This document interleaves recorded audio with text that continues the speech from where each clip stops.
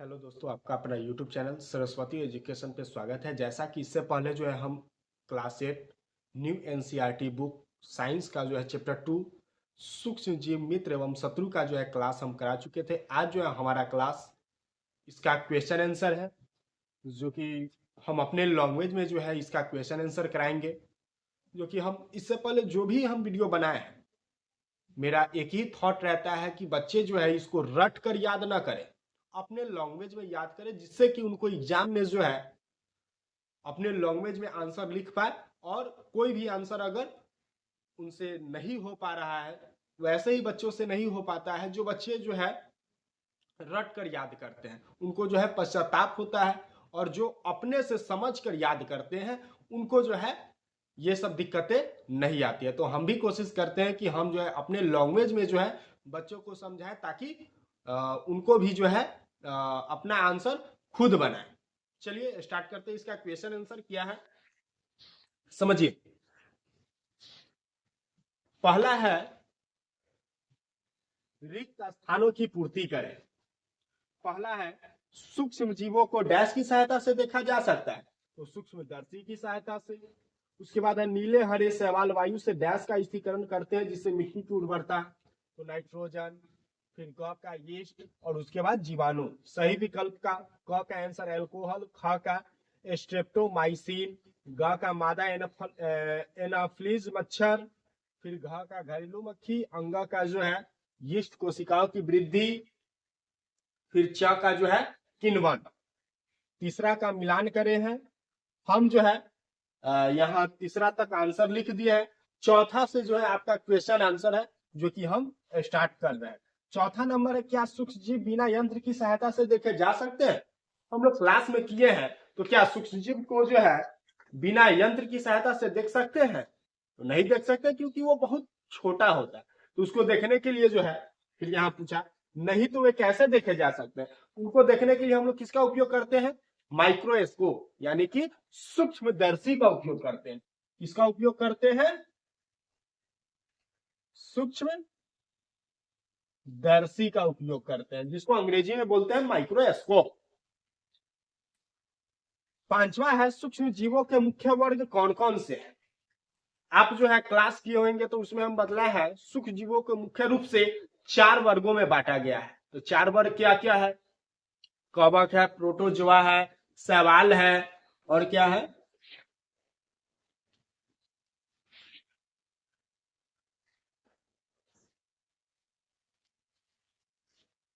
4 वर्ग है, जीवाणु, कवक, प्रोटोजोआ एवं शैवाल।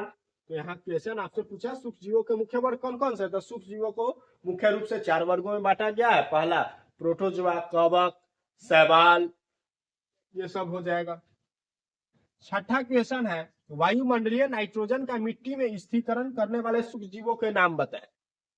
तो ये जो है हम चैप्टर 1 से ही आप लोगों को पढ़ाते आ रहे हैं। फसल उत्पादन एवं प्रबंधन में भी हम उस सूक्ष्म जीव का नाम बतलाए थे, जो कि था राइजोबियम। और चैप्टर 2 में और पढ़े थे हम लोग, कुछ जीवाणु भी होते हैं और कुछ नीलहरित शैवाल, नीलहरित शैवाल। और क्या हो जाएगा इसका? कुछ जीवाणु। छठा नंबर क्वेश्चन हो गया कंप्लीट। सातवां है, हमारे जीवन में उपयोगी सूक्ष्म जीवों के बारे में 10 पंक्तियां लिखे। तो हम लोग पढ़े थे मित्रवत सूक्ष्म जीव क्या होते हैं। हमारे जीवन में जो है कहा जा रहा है, उपयोगी सूक्ष्म जीवों के बारे में 10 लाइन लिखना है। तो सूक्ष्म जीव हमारे जीवन में क्या उपयोगी है? तो सूक्ष्म जीव की सहायता से जो है हम लोग ब्रेड, इडली, डोसा ये सब बना सकते हैं। सूक्ष्म जीव जो है वातावरण को संतुलित करते हैं। उसके बाद क्या कर सकते हैं? सूक्ष्म जीव से जो है हम लोग अल्कोहल प्राचीन काल से ही बनाई जा रही है। उसके बाद क्या कर सकते हैं? सूक्ष्म जीव जो है हमारे वायुमंडल को क्या उसको बोलते हैं, संतुलन बनाए रखता है। उसके बाद और क्या बोल सकते हैं? उसके बाद कह सकते हैं सूक्ष्म जीव जो है सूक्ष्म जीव से जो है टीका यानी वैक्सीन भी बनाई जा सकती है। ये सब बातें आप लिख सकते हैं। आपका 7वां नंबर भी क्वेश्चन कंप्लीट हो गया। 8वां है सूक्ष्म जीवों द्वारा होने वाले हानिकारक प्रभावों का संक्षिप्त यानी कम शब्दों में जो है आंसर देना है। तो इसका आंसर क्या लिख सकते हैं? सूक्ष्म जीव जो है हम लोग समझे हैं कि हमारे लिए फायदेमंद है, तो हमारे लिए वो हानिकारक भी है। किस प्रकार है? सूक्ष्म जीव से जो है वो संचरणीय रोग फैलाते हैं। अब कहेगा सर संचरणीय रोग क्या होता है? तो हम पिछली क्लास में बतलाए थे संचरणीय रोग वे रोग होते हैं, जैसे मान लीजिए एज हम इंसान है, अगर हम किसी के सामने अगर छींकते हैं तो स्वस्थ व्यक्ति के अंदर वायरस प्रवेश कर रहा है। ये किसके अंतर्गत करता है? सूक्ष्म जीव के अंतर्गत कर रहा है। जो हम छींके उसके अंतर्गत जो है छोटा छोटा जीवाणु जो है उसके शरीर पे अगर चला गया या फिर वायु में घुल मिल गया, उससे भी जो है ये रोग फैलता है। इसी को हम लोग बोलते हैं संचरणीय रोग।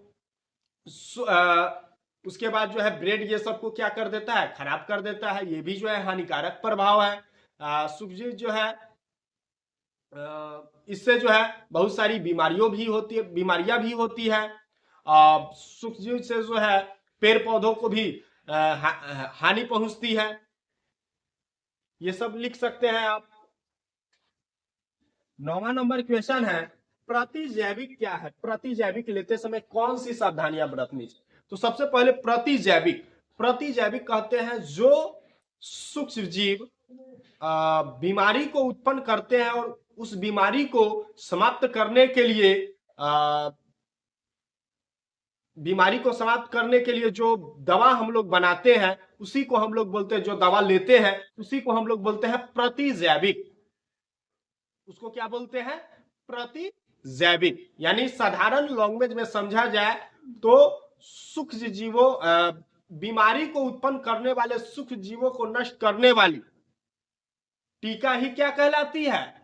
हमारा प्रतिजैविक कहलाती है। अब प्रतिजैविक लेते समय हम लोगों को कौन कौन सी बातें ध्यान देनी चाहिए? तो सबसे नंबर 1 पहली बात है कि प्रतिजैविक लेने से पहले जो है हमें डॉक्टर की सलाह लेनी चाहिए। दूसरा नंबर बात कि प्रतिजैविक जो है जब जरूरी पड़े तभी लेना चाहिए। ज्यादा प्रतिजैविक लेने से क्या होता है? हमारे अंदर जो मित्रवत जीवाणु होते हैं वो भी क्या हो जाते हैं? नष्ट हो जाते हैं। चौथा कारण कह सकते हैं प्रतिजैविक जो है जो साधारण सर्दी जुकाम होता है उसमें जो है प्रतिजैविक का उपयोग नहीं किया जाता है। ये सब बातें हम लिख सकते हैं। हमारा 9वां नंबर भी क्वेश्चन क्या हो गया? आसानी से बन पा गया। आई होप कि आप लोगों को यह वीडियो पसंद आया होगा। अगर ये वीडियो आप लोगों को पसंद आया होगा तो आप लोग जो है इस वीडियो को लाइक कीजिए, सब्सक्राइब कीजिए और अपने दोस्तों को भी शेयर कीजिए। और अगले क्लास में जो है हम चैप्टर 3 लेकर आएंगे। आप लोग जो है हमारे यूट्यूब चैनल पे बने रहें। Thank you.